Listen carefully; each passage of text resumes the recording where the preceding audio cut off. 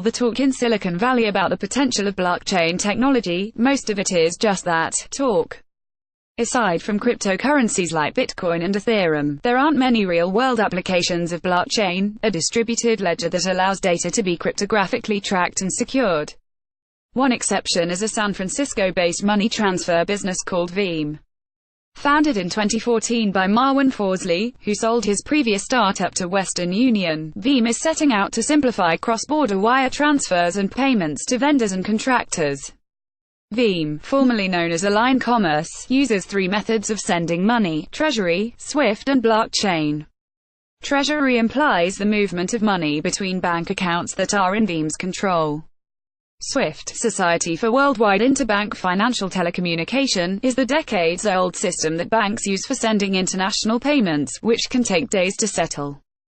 Blockchain transactions occur over a digital ledger in a matter of seconds.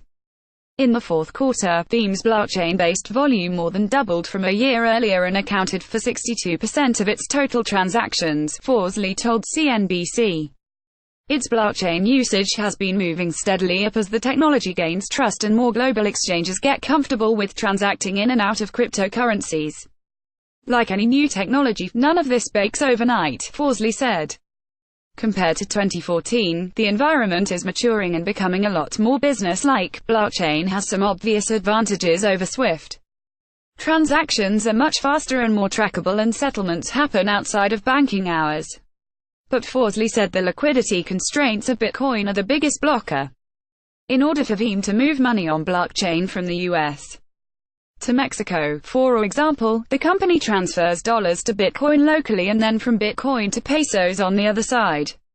For blockchain to be the preferred route, there has to be enough demand on the receiving end so that it's not too expensive to complete the transfer. If we're doing it in the middle of the night and there's not enough demand for that particular transaction, then the bid-ask spread goes too wide and the economics are not as attractive, Fawzli said. International markets with the best liquidity include Europe, Japan, the Philippines and Mexico, with Brazil and India improving, he said. Veem, which raised $24 million last year from investors including National Australia Bank Ventures and GV, formerly Google Ventures, serves businesses ranging from surfboard maker Global Surf Industries and software company Chex to Taboola Kitchen, which makes knives.